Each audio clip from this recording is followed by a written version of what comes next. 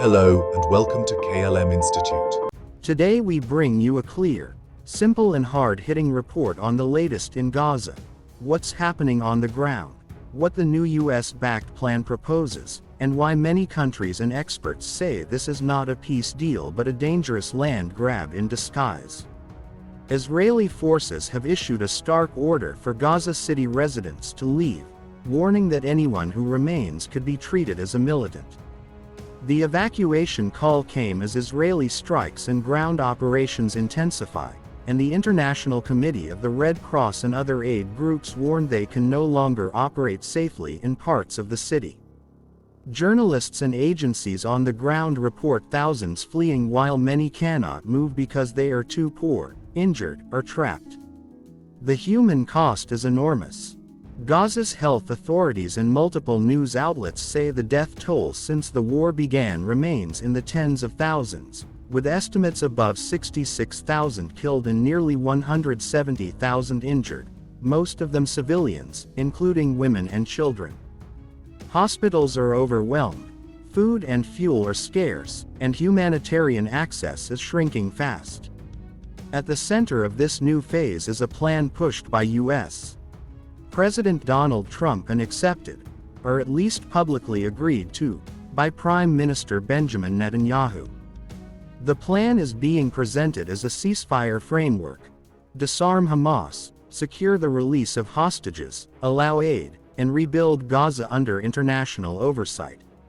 But the plan gives no clear roadmap to Palestinian self-rule or statehood, and it reportedly ties reconstruction and normalization to the disarmament and the removal of Hamas from power.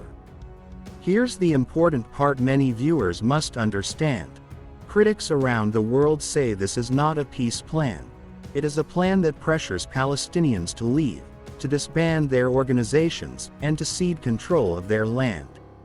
Regional diplomats, human rights groups, and many international observers warn that the plan's requirements, mass evacuation, disarmament without guarantees on political rights, and outside control of reconstruction, create conditions that could allow Israel to take permanent control over parts of Gaza. In short, many call it a strategy to capture Palestinian land while labeling any resistance as terrorism. Reuters and other outlets report international concern and skepticism about whether the plan actually protects civilians or their political future. Why would this benefit Netanyahu? Politically, the plan lets Israel demand security measures and territorial control as the price for aid and calm. If Palestinians are forced from their homes, or if local governance is removed under the banner of disarming militants, the balance of control on the ground changes dramatically. That outcome would make it far harder for Palestinians to return and to claim political rights, a result that critics say would cement Israeli control over Gaza territory. This is the central worry behind the charge that the plan is a cover for annexation by another name. That is the view of many analysts and diplomats quoted in international reporting. On the diplomatic front, the world is moving in a different direction. Recent diplomacy and declarations show big international support for Palestinian statehood.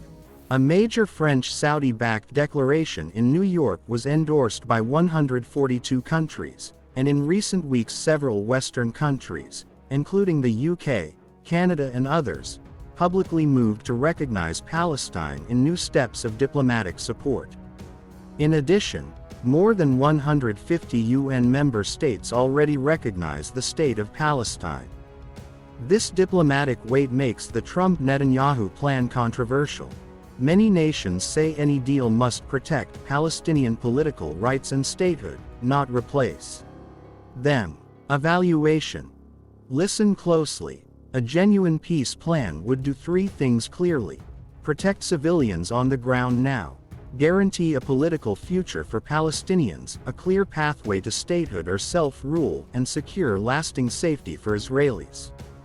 The current proposal, as described by governments and reporters, emphasizes security and military disarmament but leaves political rights vague.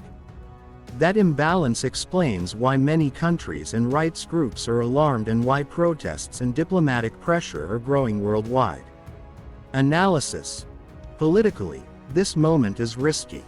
For Netanyahu, it can consolidate territory and weaken Palestinian institutions. For Trump, it can be sold as a deal that wins immediate headlines. But for Palestinians, the practical effect could be loss of land, loss of political voice, and more suffering. International recognition and pressure. From the 142 endorsers and the 150-plus recognizers, show how isolated a plan becomes if it sidesteps the demand for Palestinian rights. The outcome now depends on diplomacy, pressure from global capitals, and whether humanitarian access and civilian protections are enforced, not just words on paper. What to watch next? Will Hamas accept this plan as written? Will international mediators secure guarantees for civilian protection and political rights? Will humanitarian corridors actually work? These steps will decide whether this becomes a temporary pause or a permanent squeeze on Palestinian land and rights. Thank you for listening. Stay informed, share responsibly, and we'll keep tracking developments as they happen.